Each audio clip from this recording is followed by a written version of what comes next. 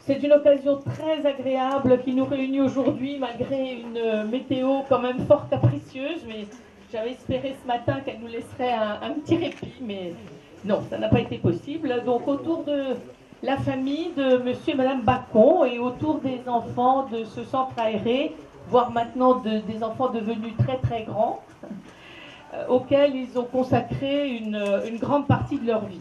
Alors je voudrais saluer la présence je l'aperçois là-bas, de la vice-présidente de l'agglomération de Chaumont et du directeur, donc Laurence Meunier et Alexis Renaud. Et je voudrais aussi vous transmettre les excuses de Nicolas Lacroix, puisque nous étions toujours en séance au conseil départemental, donc je les ai abandonnés un peu rapidement, de monsieur Brocard, qui ne pouvait pas être là aujourd'hui, mais qui m'a chargé de vous transmettre toute l'admiration qu'il avait et qu'il a toujours eu pour vos parents, et de l'abbé Bredelet, et puis également de nos responsables des services et services techniques qui malheureusement étaient tous les deux retenus par des impératifs médicaux. Donc j'accueille évidemment tout spécialement les enfants, les petits-enfants et arrière-petits-enfants d'Augustine et d'Émile. Et donner au Colombier ce double nom est apparu très tôt comme une évidence, surtout je dois dire après le départ de votre papa le 21 août 2019, mais bon, c'était apparemment un petit peu prématuré quand on en a parlé, mais on tenait beaucoup à ce qu'on n'oublie pas tout ce que ce couple-là, discret mais très efficace, a apporté non seulement aux enfants, à leurs enfants évidemment en tout premier lieu, mais aux enfants en général, mais à toute notre communauté, puisque en fait c'est toute une vie consacrée aux autres. Alors à travers la colo de Saul, qui parle peut-être à certains d'entre vous, qui ne sont sûrement pas les plus jeunes de l'Assemblée, et qui a été le départ, je crois qu'on peut dire, le départ de la belle aventure, puisque ça a été le point de départ de la rencontre entre Émile et Augustine, à travers aussi la Croix-Rouge, à travers les actions humanitaires qui conduiront Émile jusqu'au Burkina Faso, à travers l'action syndicale, à travers la CAF, où Émile a siégé pendant 12 années, dont il a été également le président, à travers les cours d'alphabétisation qu'il donnait le samedi pour faciliter justement l'intégration des nouveaux arrivants. Voilà, c'est pas trop facile. Et bien sûr, à travers le centre de loisirs, donc d'abord de l'association populaire familiale nogentaise, qui deviendra en 79 l'AFCAL, où Augustine va s'investir dès les années 70, tout en élevant ses 6 enfants quand même, il faut le souligner. Donc je ne les ai pas encore cités, je crois que je vais les citer dans l'ordre, j'espère que je vais me tromper. Donc Jean-Marie, Marie-Odile, Thérèse, Bernadette, Michel et André. Et après avoir évidemment suivi toutes les formations nécessaires, puisque vous savez qu'on ne s'improvise pas animateur ou directeur, donc Augustine a suivi toutes les formations qui lui permettront d'être animatrice d'abord, puis directrice du centre jusqu'en 1999, tout en assurant en même temps la présidence jusqu'en 2010. Et après 2010, elle restera encore très active au conseil d'administration de l'AFCAL pendant plusieurs années. Alors, j'oubliais que Augustine et Émile, je pense que c'est tous les deux, ont aussi assuré des cours de soutien scolaire à leur domicile jusqu'en 2005, tout de même. Je pense que c'était quelque chose qu'il ne fallait pas oublier. Donc tout au long de son engagement au centre aéré, Augustine a été constamment soutenue par Émile, bricoleur ingénieux. Alors je pense que les anciens de l'AFCAL s'en souviennent, créateur imaginatif pour le plus grand bonheur des enfants, mais aussi, je dois le souligner, écrivain et poète de talent. Plusieurs médailles sont venues récompenser ce parcours exceptionnel, médaille de la jeunesse et des sports, médaille de la famille, médaille de la ville. Et comment ne pas être impressionné par tant de dévouement, de disponibilité, de soutien et de conseils prodigués aux enfants, bien sûr, mais également aux familles, parfois bien démunies face aux difficultés de la vie. Dans une société qui croit pouvoir tout régler par l'argent, le parcours exemplaire de ce couple apporte une autre vision, rafraîchissante, je dirais, des rapports humains fondés sur l'écoute, sur la bienveillance, sur le souci de l'autre, de façon toujours bénévole et toujours désintéressée. Je remercie vraiment toutes celles et tous ceux qui se sont rendus disponibles aujourd'hui, malgré un temps qui n'est pas très engageant. À tous ceux qui ont préparé cette fête, je remercie également l'entreprise Comestic qui est présente. Un grand merci également à Hervé Le Graect qui nous a fait tous ces dessins avec ce talent et ce coup de patte qu'on lui connaît bien, bénévolement également, hein, décidément on est vraiment dans le bénévolat. Et puis surtout un grand merci aussi aux familles qui ont fait et qui font toujours confiance à l'AFCAL pour accueillir leurs enfants pendant ces vacances. Donc c'est avec beaucoup d'émotion qu'on va maintenant couper le ruban, c'est la tradition, dévoiler la plaque, puisque bon, au-dessus c'était difficile de cacher, donc vous avez vu, hein, c'était en accord avec les parents, le colombier d'Augustine et Émile, hein, c'était bien dans cet ordre-là que vous le souhaitiez. Donc après beaucoup de tergiversations, on voulait faire un Porsche, on voulait faire... on est parti dans des choses assez grandioses, et finalement on est arrivé à quelque chose qui me semble quand même très réussi, bien que je n'ai pas eu trop le temps depuis mon arrivée de bien regarder, et qui rappellera donc pour les générations à venir et pour nous tous, eh bien tout ce qu'Émile et Augustine et Émile ont apporté à ce centre, mais aussi à toute notre communauté nogentaise. Voilà, je vous remercie, et maintenant on va passer au ruban.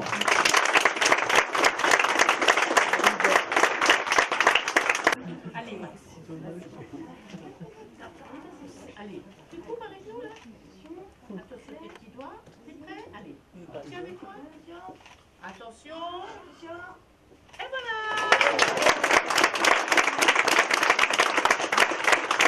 Attention. Oh bah oui, hein, on va pas. Et voilà.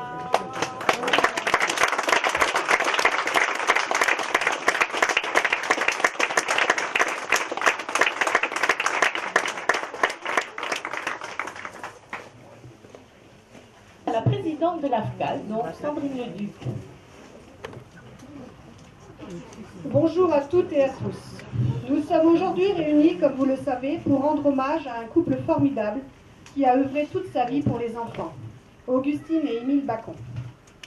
Avec d'autres personnes, ils ont fait l'acquisition de ce terrain, appelé autrefois la propriété de la Fourrière. Et ils ont créé l'association familiale Centre aéré et loisirs, l'AFCAL, en 1979. En 1988, ce terrain a été cédé à la ville de Nogent en imposant une seule condition, qu'il y ait une utilisation de type familial, loisirs éducatifs et culturels des enfants, des adolescents et de leurs familles. En tant que présidente actuelle de l'AFCAL, je me dois de faire un discours, en ce jour très important. Mais je ne suis pas très à l'aise car je ne connaissais pas Augustine et Émile aussi bien que la plupart d'entre vous. Quand je vois ce que ce couple a fait pendant 40 ans pour les familles et les enfants de Nogent, je suis tellement impressionnée.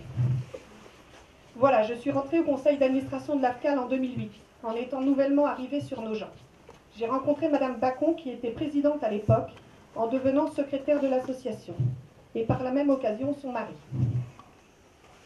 J'ai appris à les connaître et à apprécier à leur juste valeur leur qualité.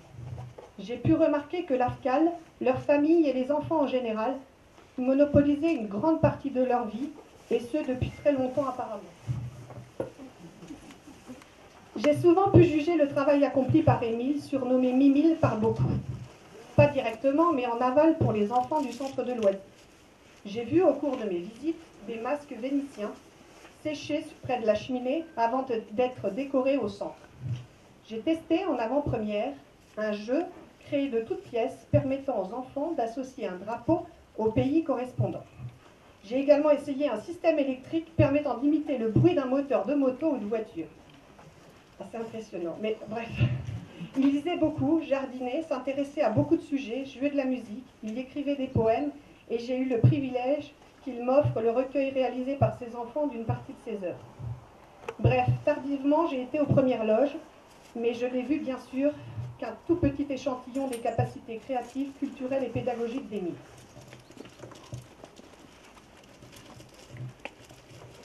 Mais le meilleur souvenir que je garderai d'Émile, c'est de l'avoir vu ici, un jour devant ce bâtiment. Alors, Augustine et Émile, ses grands-parents, que paraît-il beaucoup d'enfants auraient aimé avoir, nous, leurs 16 petits-enfants, avons eu la chance que ce soit les nôtres. Pour nous, ils étaient Mémé et Pépé, ou Mamie et Papy. On n'habite pas tous dans la même région de France. Nous avons adoré partager avec eux de nombreux moments en famille, bien sûr, et aussi ici au centre aéré, si souvent pour certains d'entre nous d'ailleurs qu'il est difficile de les en distinguer. Mémé Pépé, Mamie Papy, ce sont pour nous des souvenirs inoubliables. Des souvenirs de phrases, d'expressions, de chansons et d'histoires qui ont baigné notre enfance. Enlève tes mains pleines de doigts, disait Pépé. Scrogneux. Potoclop, potoclop, potoclop, potoclop. Ça, c'est ça.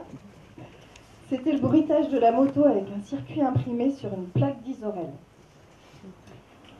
Il nous racontait des aventures vécues en temps de guerre, ou la géniale histoire des 2 sous-produits de la vache, et puis la poudre de perlimpinpin, la grenouille à grande bouche.